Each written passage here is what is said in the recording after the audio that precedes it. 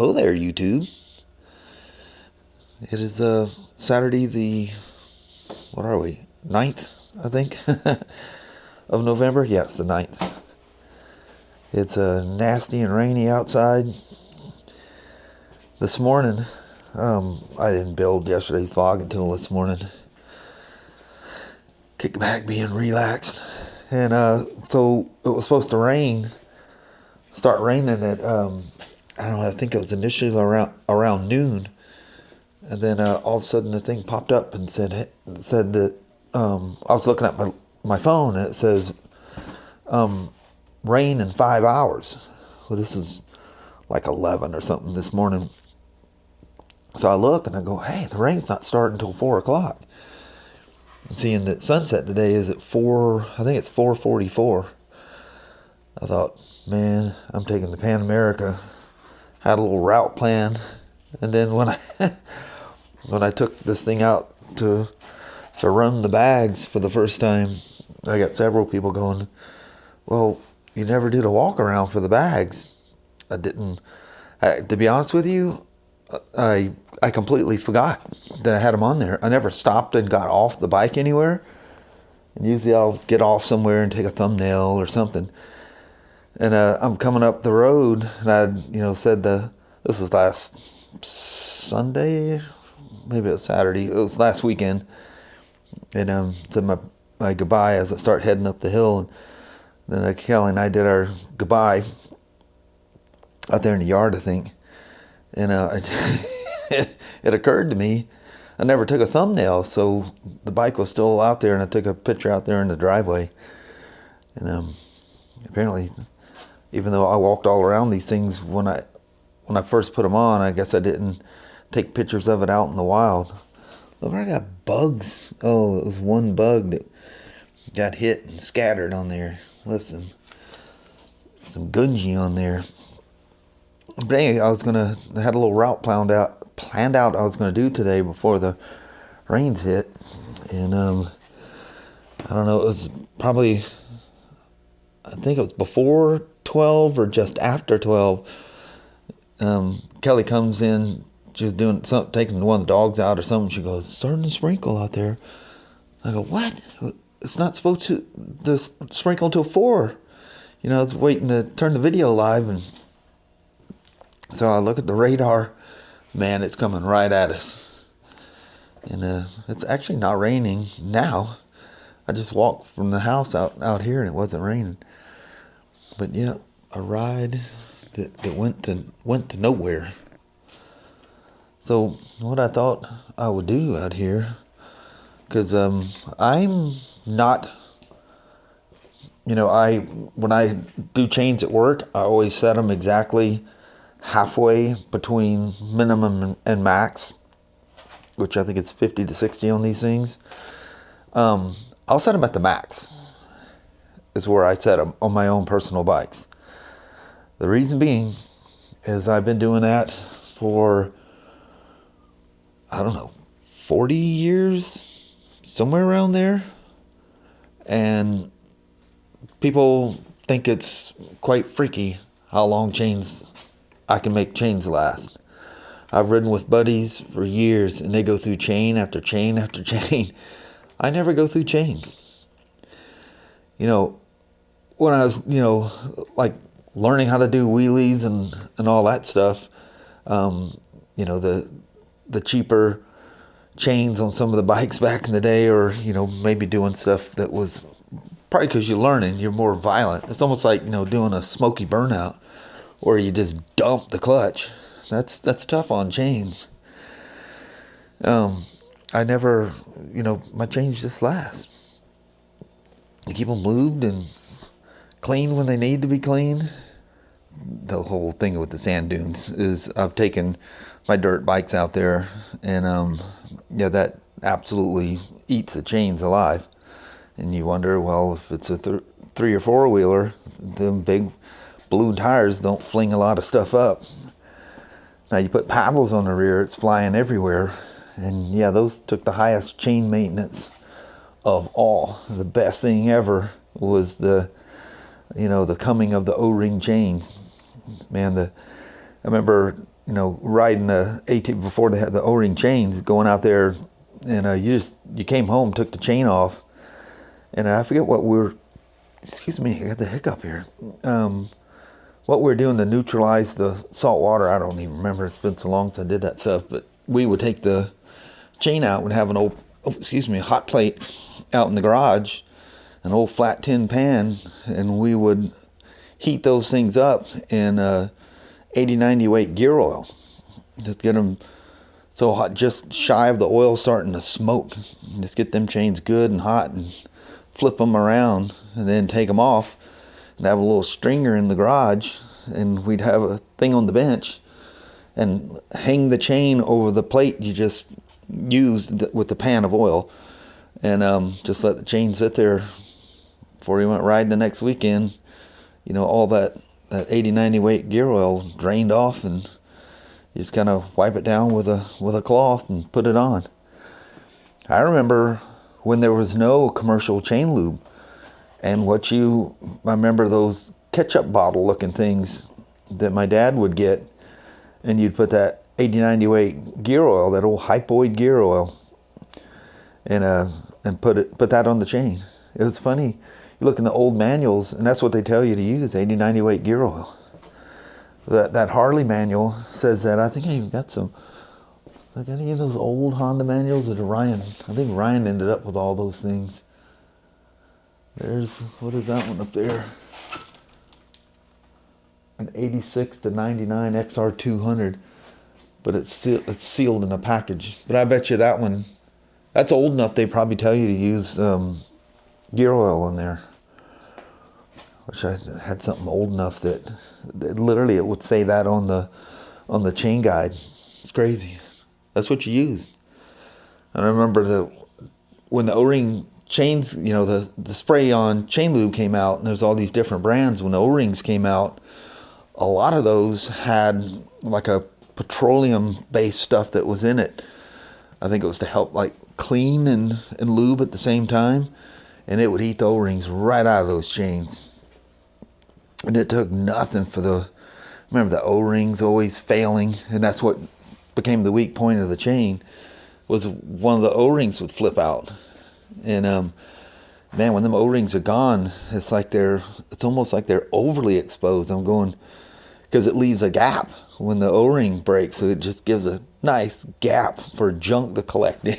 And it ate them quick. So the O-ring chains, it's important that the O-rings survive. But I just use one of my favorite was I still got cans. I think several cans of it. I can see it from here. This Maxima crystal clear chain guard. Look at it, there's 3 cans sitting right there. That's what I used religiously for years, many years. And now I use it's not a can of it sitting out. I keep it in that tub, and I got a bunch of junk on top of there. But I've been using since 16 or 17, whenever it was, started lubing the chains with that BMW chain lube. I went to that and just never looked back.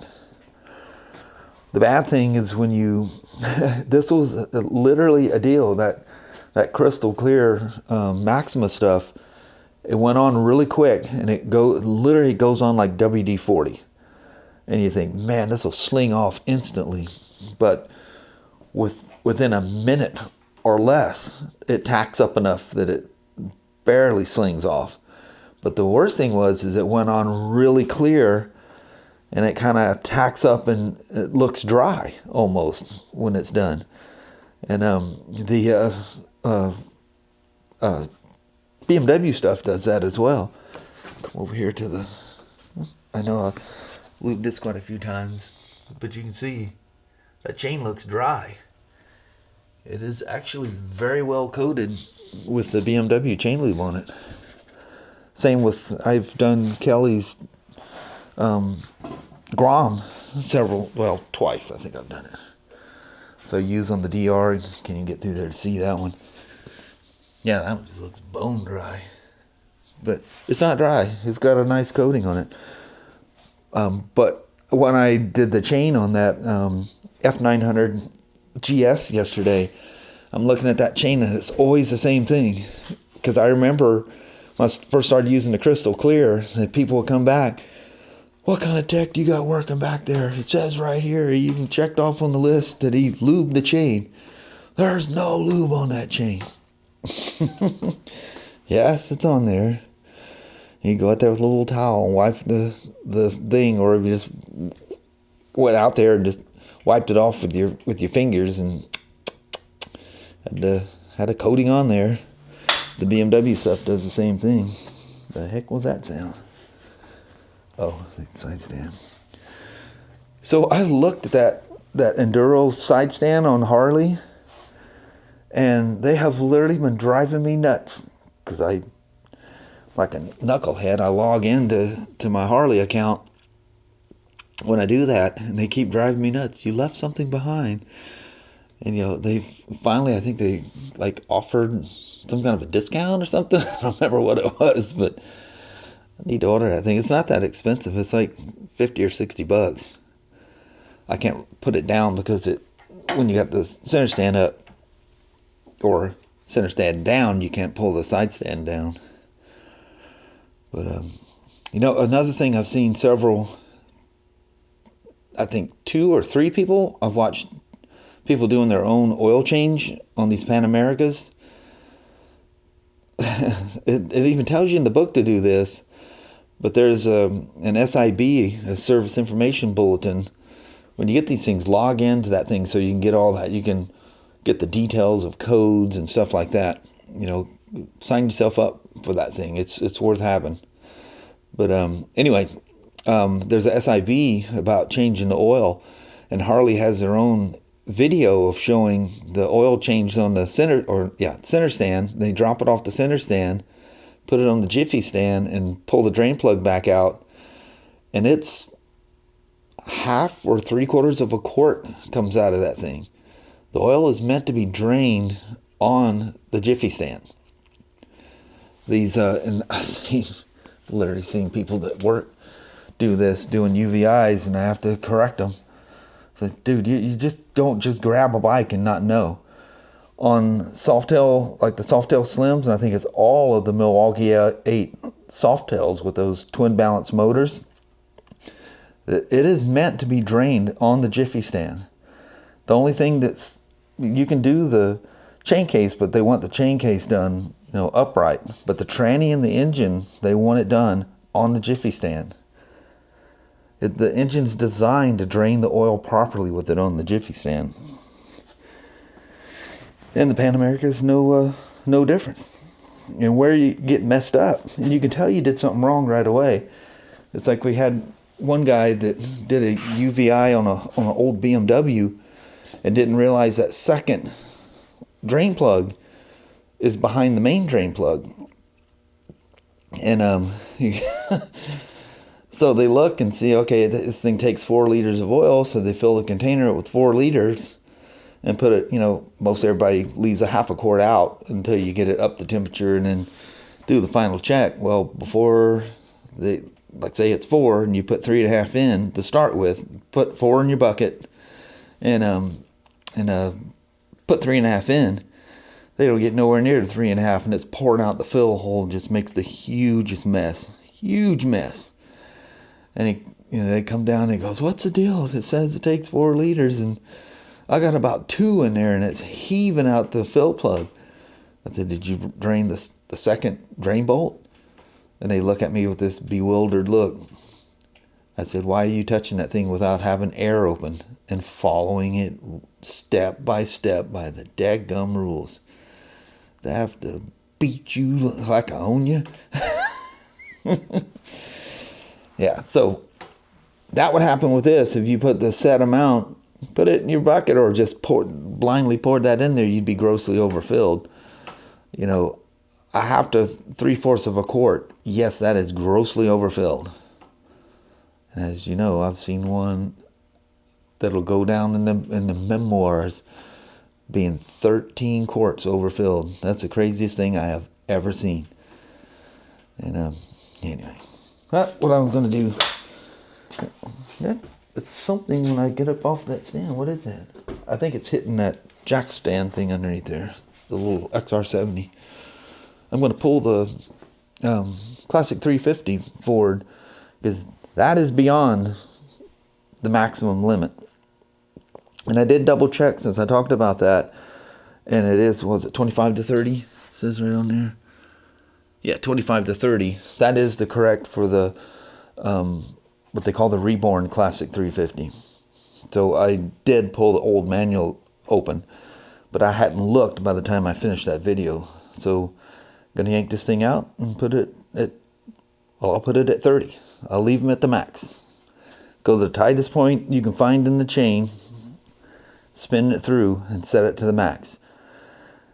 I see people that do it at the minimum when they do services, and I go, that ain't good for that chain, because even though they say that's minimum, if you can collapse the suspension, get, you know, somebody big to like sit on the back seat or something and get that swing, the pivot between the countershaft, swing arm pivot and the rear axle, get that thing so it's perfectly lined up, all 3 points, you can stick a yardstick across, all three of them are the same, that chain's too tight.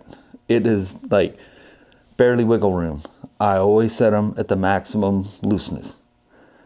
They're not going to fall off. If your chain's all wore out, yeah, you risk that. But yeah, take good care of your chain and sprockets and do the right thing.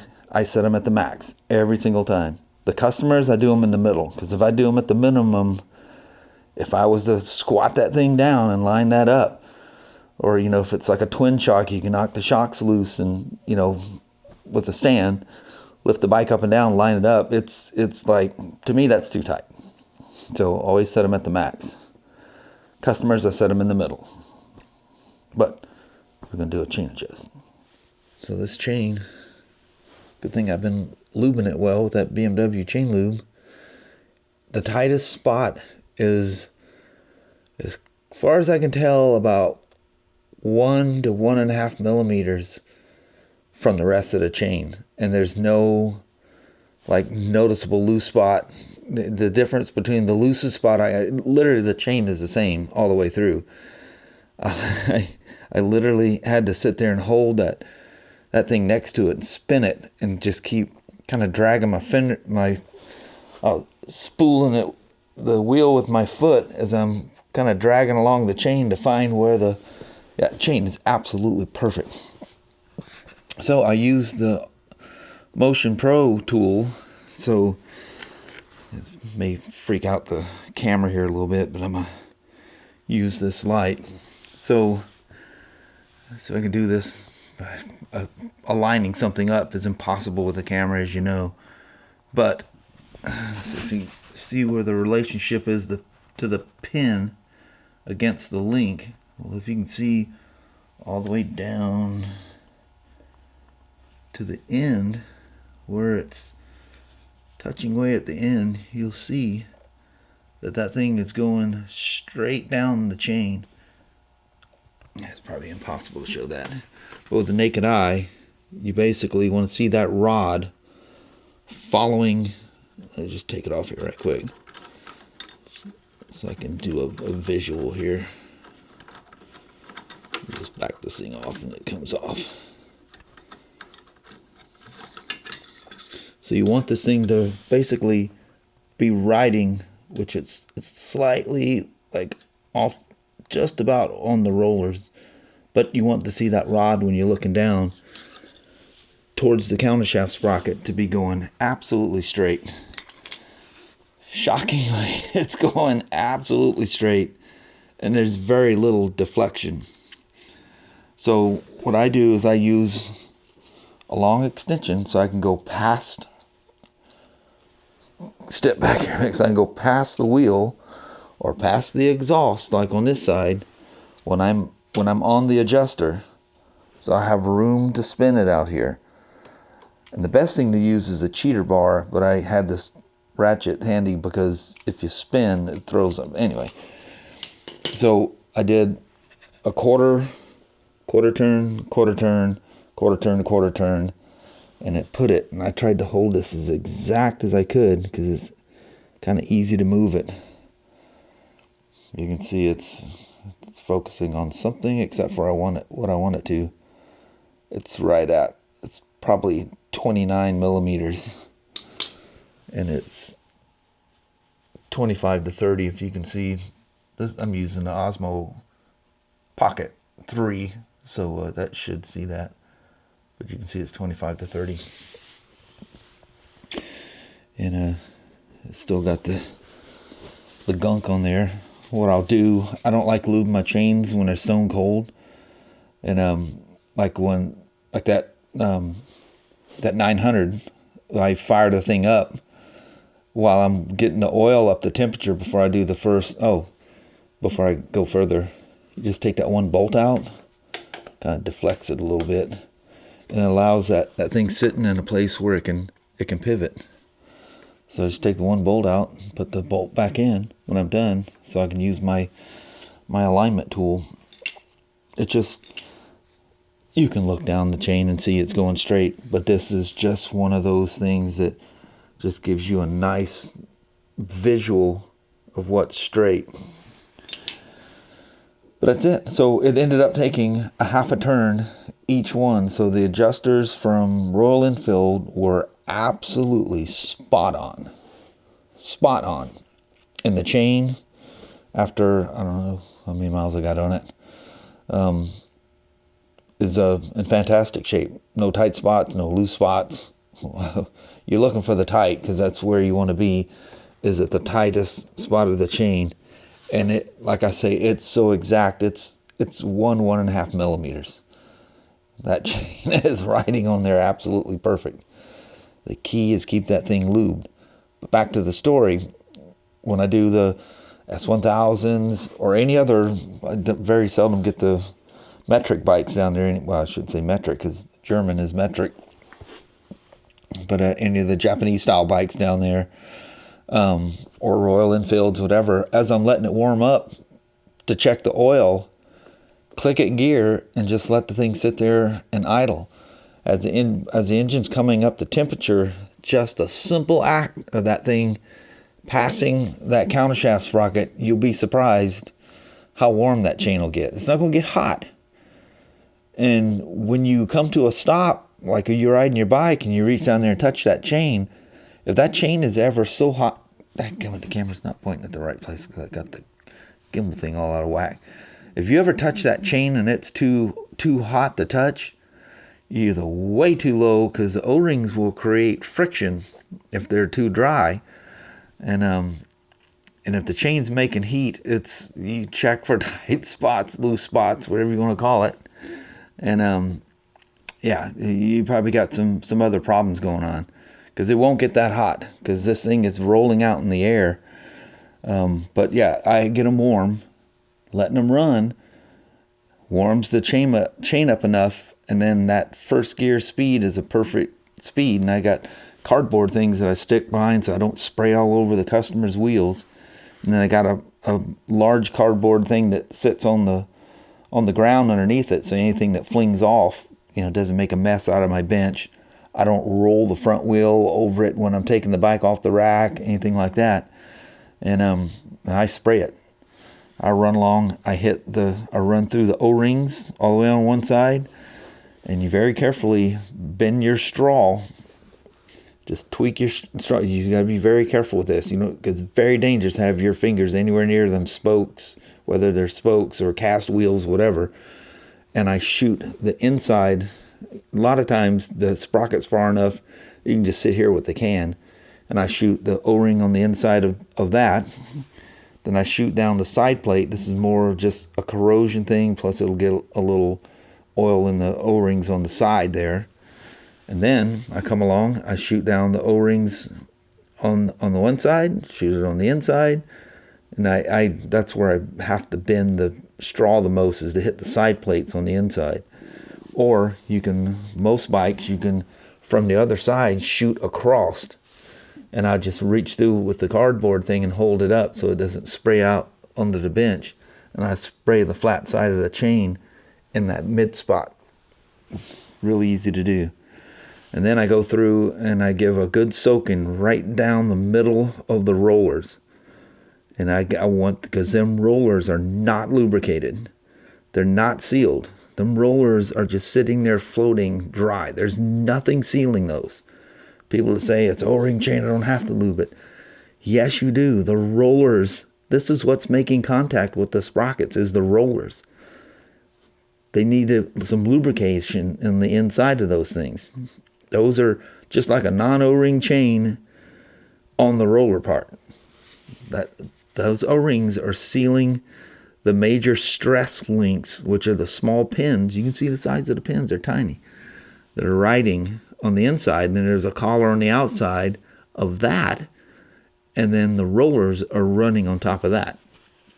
Those are not lubricated or kept sealed with an O-ring chain. You have to lubricate those. Knuckleheads. I don't have to lube them. I'll lube them with WD-40. That'll be fine. Great protectant. It washes off in water. And, you get caught in the rain, that WD-40 is gone. You want to put commercial chain lube on your chain. And an O-ring chain does need to be lubed. The lube, it preserves the O-rings, and you lube in the inner rollers. Because you got to get oil in there. Get them things soaked. Well, that's that for that. I'm sure I rattle on way the heck too long. So I'm just going to button this thing up, shove her back. I think I'll go in there and grab Mama. We'll do a porch goodbye thing there, and that'll be that. I'm not going to set up a tripod and show all this thing. If you don't know how to do a chain, look at your owner's manual. It's just pretty straightforward. But I gave you some tips on, making sure you're doing everything even. And you want to make sure that once you tighten the axle down, that nothing's moved. You want to make sure these plates aren't loose. If they're loose all of a sudden, the axle moved when you're tightening it. And how I do that, I'll just give you an example, is I lean on, I can't do it here, but I lean on the nut as I'm tightening it to make everything go forward. And that way I'll feel the axle move if it moves. But anyway, we'll see you at the goodbye vlog. Thanks for hanging out and listening to me rattle on a rainy day. Okay, it's probably already left.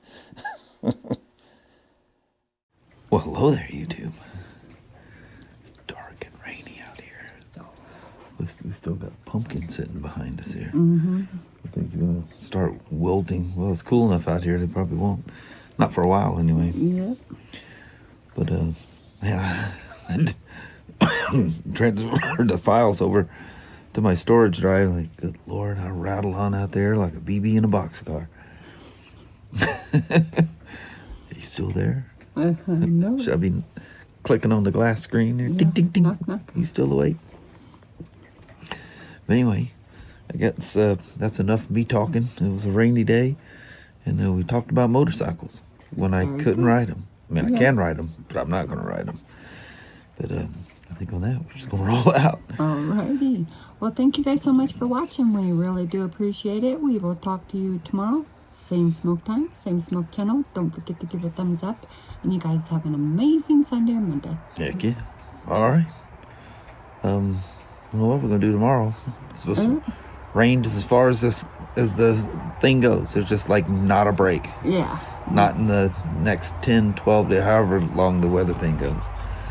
But anyway, such is life in the Pacific Northwest this time of year. Yes, it is. All right. Thanks for watching now. We'll see you in the morning. All right. Bye-bye now.